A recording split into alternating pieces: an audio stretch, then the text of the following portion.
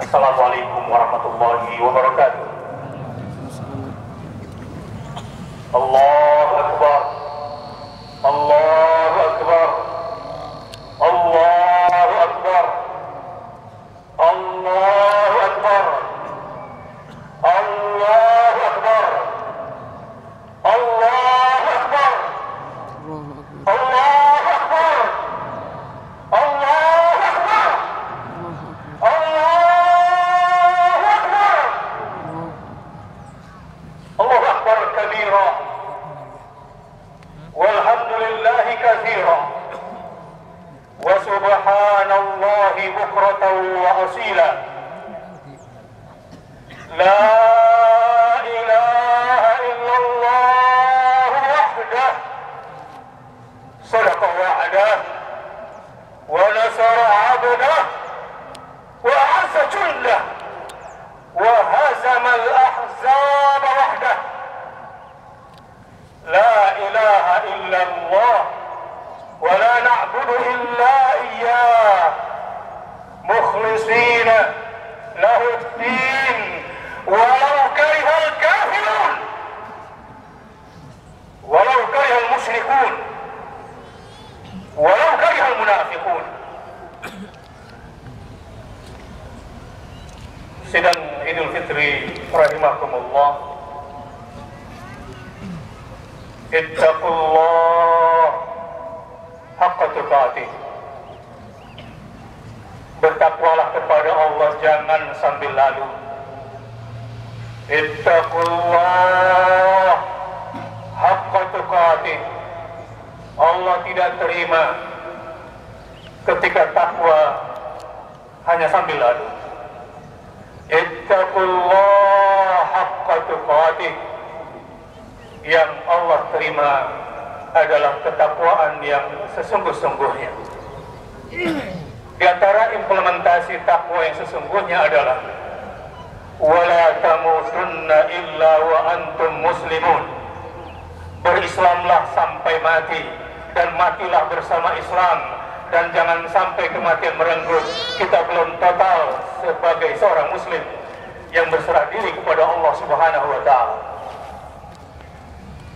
Semoga jamaah sidang Idul Fitri di Masjid Al-Azhar yang kita banggakan ini tergolong orang-orang yang dimampukan menegakkan siam di siang hari dan menegakkan qiyam di malam hari di bulan suci Ramadan dengan iman dan wahtisaban.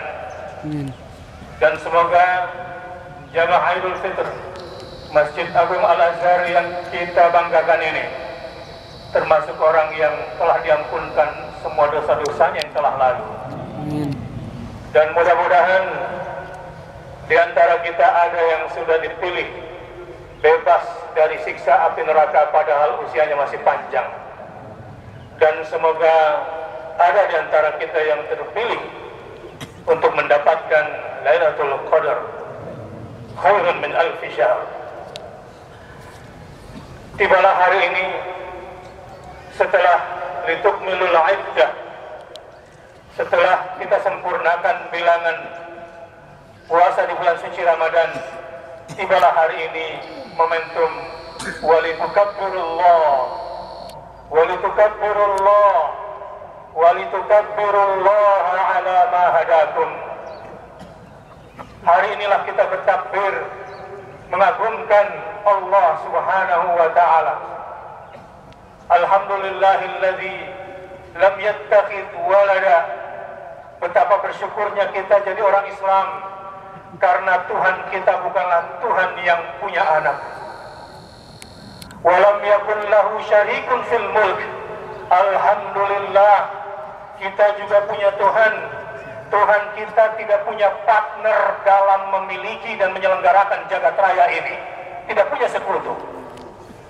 Alhamdulillah walam yakul lahu waliyyun minadz zulli. Allah juga tidak punya pembela-pembela agamanya dari golongan yang hina dan rendah. Allah juga tidak punya wali-wali yang mengatasnamakan agamanya, orang-orang yang mengatakan dirinya orang suci dengan mengatasnamakan agamanya. padahal perilakunya jauh dari nilai-nilai agamanya. Tema khutbah kita pada hari ini, jangan berikan yang sisa untuk Islam. Sekali lagi, jangan berikan yang sisa untuk Islam. Khutbah ini berangkat dari satu pertanyaan. Banyak orang berKTP Islam, mengaku Muslim, salat, bahkan haji dan berumrah. Tapi pertanyaannya adalah, orang-orang yang mengaku Islam ini, banyak nggak dia memikirkan Islam di benaknya? Mereka-mereka yang punya kekayaan, jabatan, kekuasaan, dan kehormatan, berKTP Islam, saya ingin bertanya, banyak nggak di antara mereka yang memperjuangkan Islam dengan hartanya, dengan jabatannya, dengan kekuasaannya, dan dengan kehormatannya?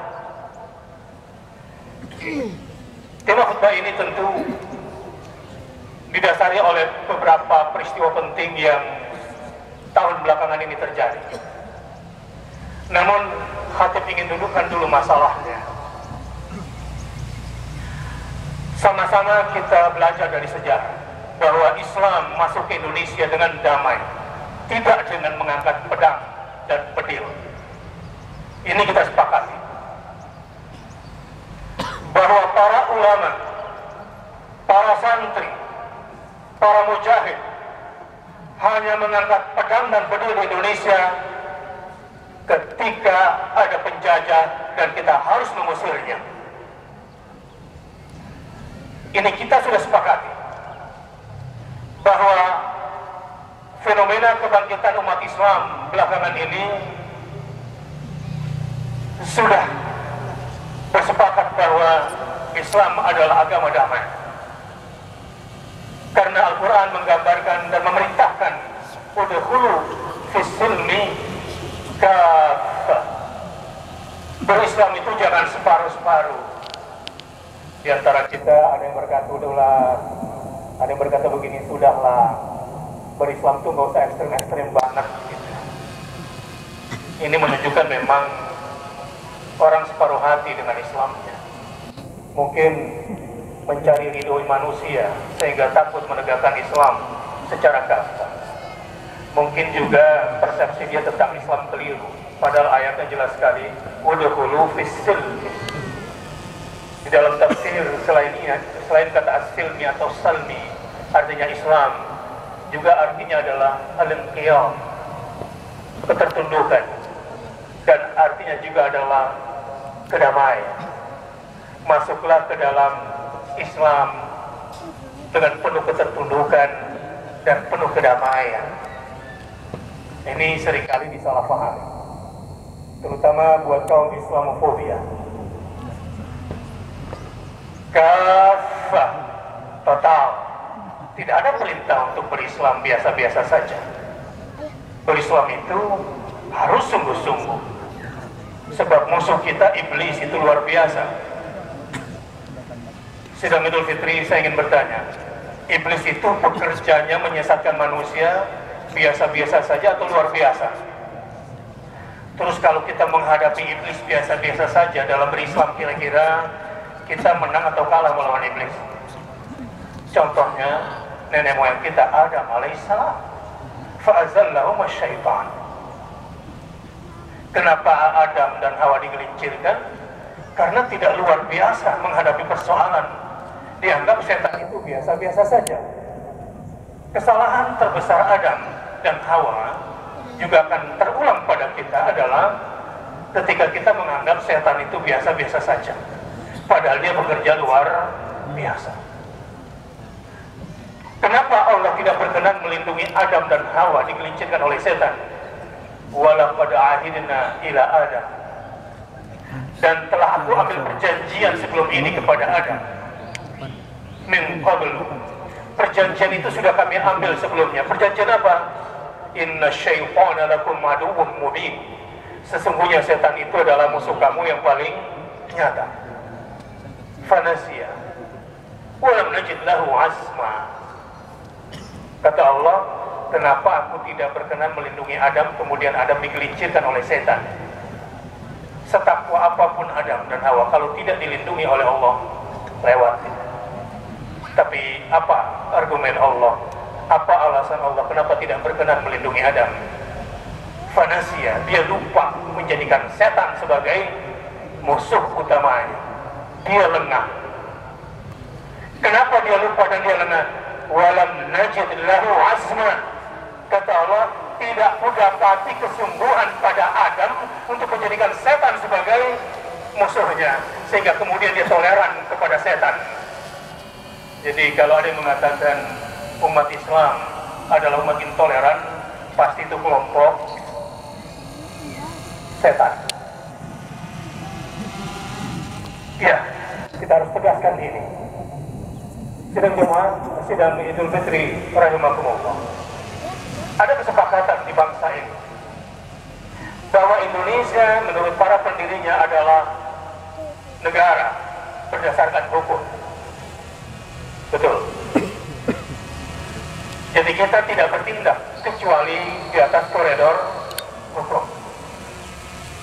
Dan siapapun yang melanggar hukum, termasuk penegak hukum, kalau sudah menggunakan atas nama demokrasi kemudian menciderai demokrasi, maka dia harus juga dihukum. Dan kita sudah sepakat bahwa negara ini bersistem demokrasi, sehingga umat Islam dengan semua gerakannya sepakat untuk tidak melakukan makar atau menggulingkan pemerintahan di tengah jalan. Karena kita sudah sepakat Indonesia adalah negara demokrasi berlandaskan hukum, maka silakan rebut kekuasaan dengan cara konstitusional dalam dunia demokrasi. Itu pun sudah kita sepakati bahwa Indonesia adalah negara yang berdasarkan ketuhanan yang Maha Esa. Jadi jangan coba-coba membawa kemusyrikan dan komunisme ke Indonesia, karena itu sungguh bertentangan dengan Pancasila. Berapapun uangnya si komunis itu tidak akan pernah boleh mengintervensi ideologi negara kita yang berketuhanan yang Maha Esa. Ini sudah kita sepakati bahwa Indonesia sudah punya Undang-Undang Dasar 1945, dan kita juga sudah sepakat bahwa di tengah keberagaman kita bahwa kita punya moto Bhinneka Tunggal Ika. Ini sudah kita sepakat dan kami tempatkan di awal khutbah. Sidang Idul Fitri rahimakumullah, tadi pengurus masjid buat pengumuman bahwa total penghasilan infak, sedekah, termasuk zakat dan wakaf Masjid Al-Azhar secara total saya hitung tadi 5,8 miliar. Sungguh sebuah penghasilan luar biasa dari sebuah lembaga sosial yang tidak melakukan langkah-langkah agresif sebagaimana perusahaan-perusahaan fundraising, perusahaan-perusahaan permodalan. Ini informasi yang ingin saya sampaikan apa yang terjadi pada umat Islam belakangan ini. Bukan cuma Masjid Al-Azhar yang iktikafnya meningkat 100%. Saya keliling setiap malam dan termasuk di luar kota. Rata-rata peningkatan jamaah iktikaf itu meningkat 100%. Bahkan di beberapa masjid meningkat 200%. Ini peta. Siapapun agar jangan salah paham dengan kondisi terakhir ini. Dan yang kedua, jumlah jamaah sholat berjamaah 5 waktu termasuk sebelum Ramadan, mulai dari Istiqlal terutama pasca 212 meningkat 100%. Dan ini tidak ada lembaga manapun, tidak ada individu manapun yang menggerakkan ini, karena ini sudah terkait ibadah. Dan yang paling jelas adalah peningkatan jumlah jamaah subuh umat Islam juga meningkat baik. Dan ini adalah sholat yang paling berat dilakukan oleh orang-orang munafik.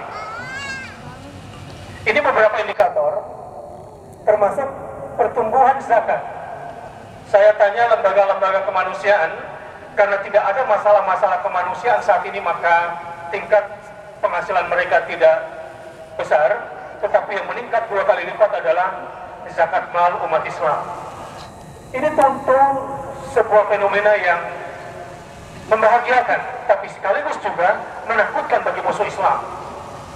Secara politik, walau ada yang menuduh pilkada Jakarta adalah pilkada berbau sara, tapi itu hanyalah orang-orang munafik yang gagal memahami. Walakinnal munafiqina la ya'lamun, walakinnal munafiqina la yafqahun. Itu kalau berkaitan antara Islam dan pemilihan pemimpin, ayat itu selalu ada.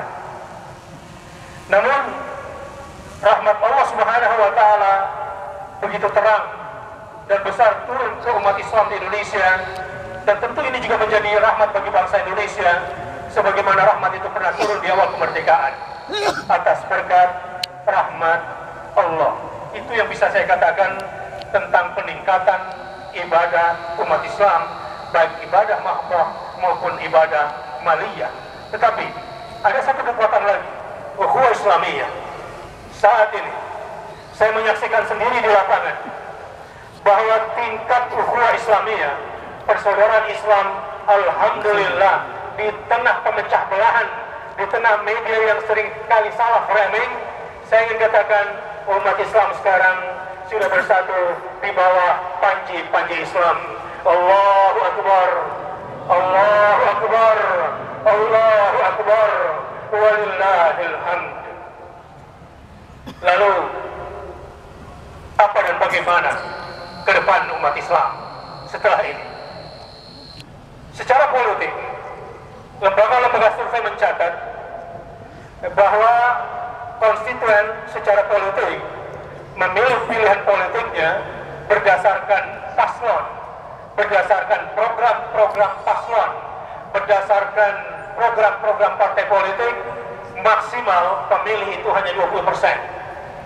Sementara pemilih politik secara identitas, artinya memilih berdasarkan agama, ini meningkat menjadi 40%. Tentu ini merupakan modal politik dan modal sosial politik umat Islam. Dan di sini umat Islam tentu memainkan peranan pentingnya dan harus mengembalikan pada kesepakatan-kesepakatan dasar yang saya sebutkan di awal, bahwa Islam masuk ke Indonesia dengan damai dan tidak mengangkat pedang kecuali untuk mengusir penjajah. Bahwa kita sudah punya kesepakatan, ini adalah negara hukum, ini adalah demokrasi, negara demokrasi, dan negara berdasarkan ketuhanan yang Maha Esa, dengan Pancasila, dengan semua silanya itu, dan berdasarkan Undang-Undang Dasar dan 1945.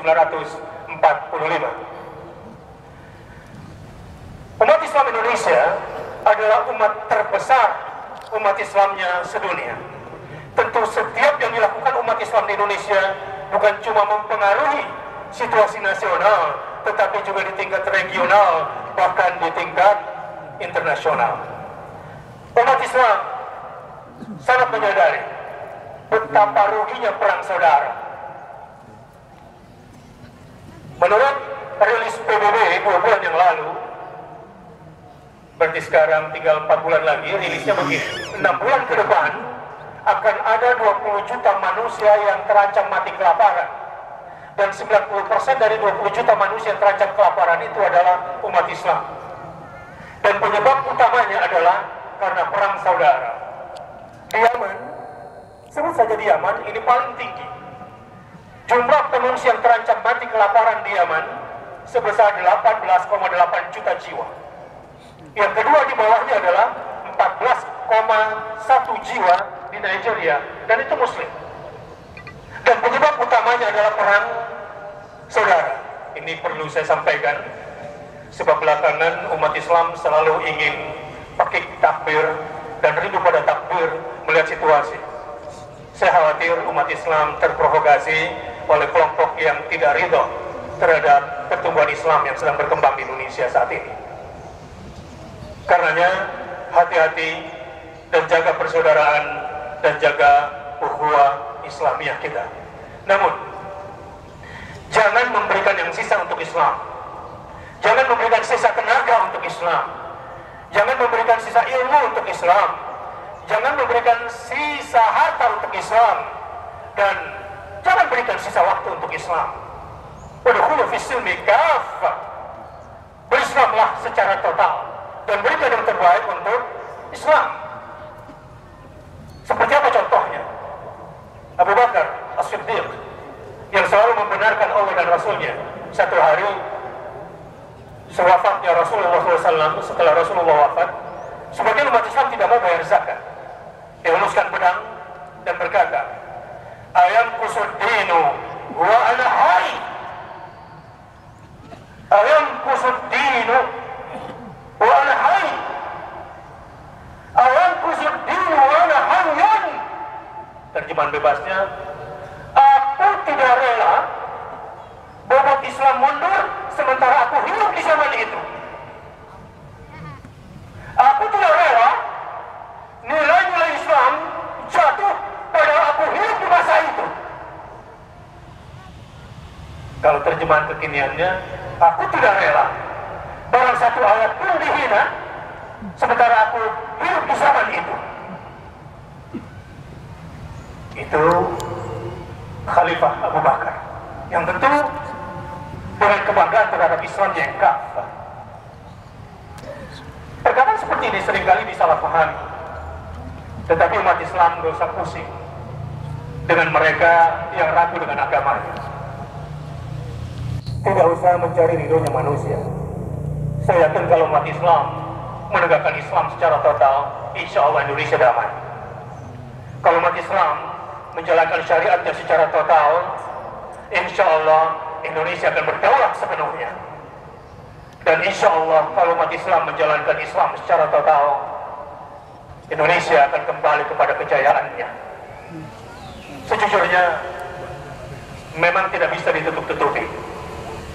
Ada ketidakadilan yang dirasakan oleh umat Islam sebagai mayoritas penduduk negeri ini, khususnya ketidakadilan ekonomi. Bahkan merambah pemilik modal ini sudah mengentangi hukum, sehingga umat Islam juga harus saya nyatakan merasa ada ketidakadilan hukum terhadap umat Islam. Dan mulai berambah, sudah ekonomi dia kuasai, hukum dia kuasai, sekarang ingin menguasai politik. Inilah barangkali yang menjadi puncak kesadaran umat Islam sampai di ubun-ubunnya, dan mereka akhirnya harus memilih umat. Dan ini saatnya umat harus dipimpin oleh umat. Dan ini adalah bagian dari situasi udkhulu fis-silmi kaffah. Masuklah ke dalam Islam secara total. Karena di dalam surat Al-Maidah kita nggak bisa main-main dalam memilih pemimpin. Wa man yatawallahum minkum fa innahu minhum. Siapa pemimpinmu, lama-lama, step by step, lambat laun, cara berpikir kamu akan sama dengan pemimpin kamu. Wa man yatawallahum minkum fa innahu minhum. Bagaimana cara kamu dipimpin dan kamu taat pada kepemimpinan dia, lambat laun gaya hidupmu sama dengan pemimpinmu. Ya, teori sosiologi Islam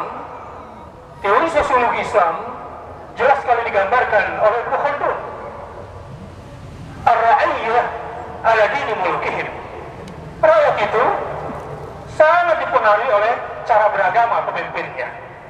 Bagaimana pemimpinnya, begitulah rakyatnya. Ini menjadi kesempatan berbahagia buat kita semua.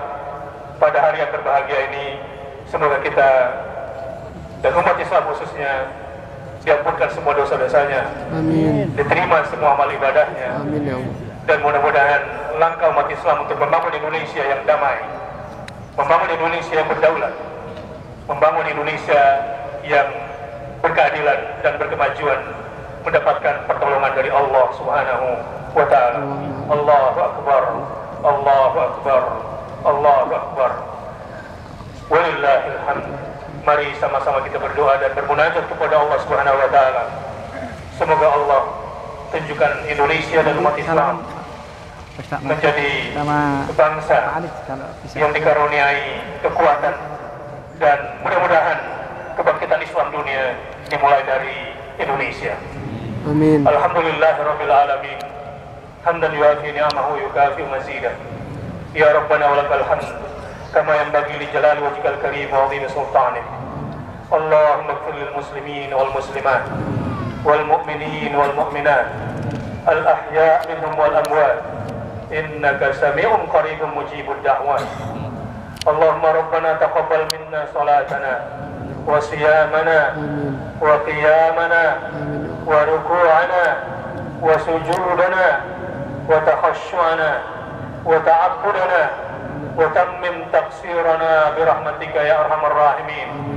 Allahumma rabbana ighfir lana dhunubana wal ikhwanina alladhina sabaquna bil iman wa la taj'al fi qulubina ghillan lil ladzina amanu rabbana innaka ra'ufur rahim. Allahumma rabbana a'izzal islam wal muslimin. Allahumma rabbana a'izzal islam wal muslimin.